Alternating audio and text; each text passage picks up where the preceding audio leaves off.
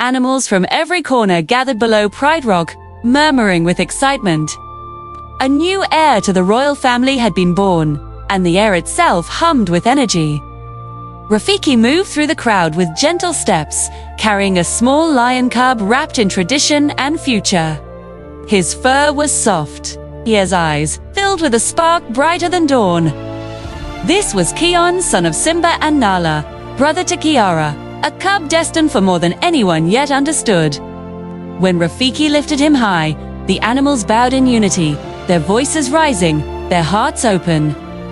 In that single moment, an unseen whisper of ancient power settled over the cub, marked by a faint red symbol glowing on his shoulder, unnoticed by many, but felt by the wind, the earth, and the sky. Days later, Kion grew curious and playful. Tumbling across the smooth stones of Pride Rock, he tried pouncing on his own tail, rolling over himself with tiny squeaks and giggles. Nala watched him lovingly, amused by his endless energy. Simba approached, his steps gentle, his voice warm as he reminded his son that the Pride Lands were full of beauty, but also danger.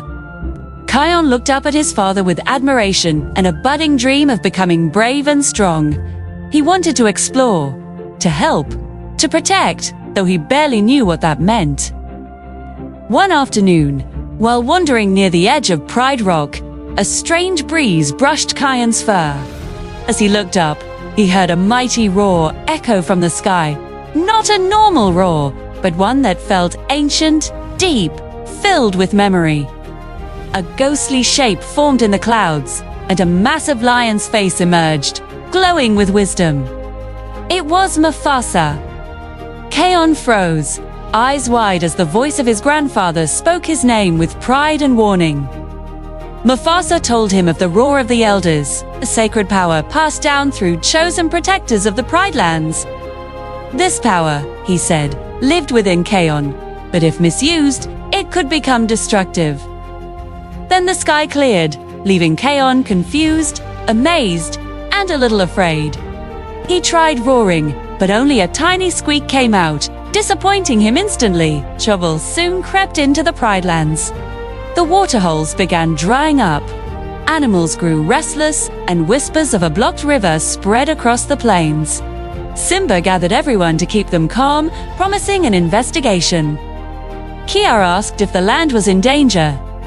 Simba reassured her while Kion listened from behind a rock, feeling a rush of fear and responsibility. He wondered if this was what Mufasa meant. He wondered if he should try to help. Quietly, he set off to see for himself. His friend Bungus spotted him and immediately insisted on tagging along, fearlessly excited for an adventure. Kion hesitated, but knew he needed support. Together, they followed the river upstream until they reached a massive dam of logs, bones, and debris blocking the flow of water.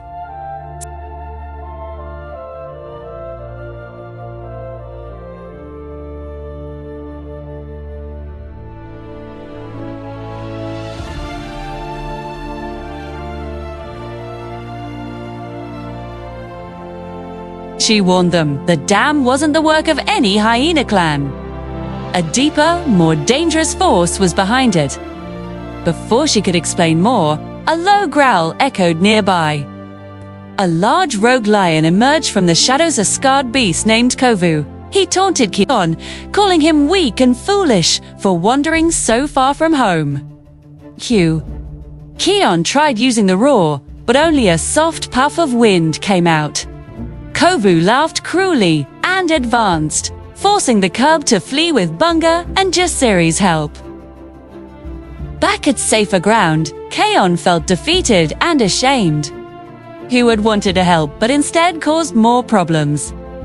Jasiri gently reminded him that bravery without wisdom leads to danger. She told him the Pride Lands needed protectors who understood duty and teamwork. The Lion Guard, she said, a team chosen to defend the circle of life. This idea struck Kion deeply. He went to Rafiki, who revealed ancient paintings of the Lion Guard on the cave walls. With a swirl of magic and a trace of destiny, Rafiki explained that the roar had returned to Kian for a reason. He was meant to lead a new lion guard. At first, Kian doubted himself, but Rafiki's wisdom calmed him. The roar obeys the heart, not the strength. Determined, Kian gathered his closest friends. Bunga, brave and loyal. Fuli, the fastest cheetah in the land. Besht, the strongest hippo. Ono, the keenest-eyed egret. Together, they formed the Lion Guard. Their marks shimmered softly, as if the spirits of old acknowledged them. Training began. Days filled with practice and mistakes. Kian worked tirelessly to control the roar, breathing deeply as Rafiki taught him. She roared at rocks, at trees, at empty fields, but all he got were small bursts of wind. He grew frustrated, wondering why the roar wouldn't come. Mufasa's voice echoed during one quiet moment, reminding him that power grows where patience lives. The roar would come when he needed it, not when he demanded it. Then the true danger arrived. Kavu and his rogue lions launched an attack on Pride Rock. Birds shrieked overhead, animals ran in chaos, and the land trembled under pounding paws. Simba and Nala rushed to protect the Pride, but the rogues were many. Dust rose into the air as the battle spread. Kian spotted the danger from afar and raced toward it with his guard. Simba saw them coming and told Kian to stay back, fear gripping his voice. But Kian refused. He knew this moment was meant for him. He stepped forward, trembling yet unshaken. Kovu mocked him again, towering over the cub, expecting him to run.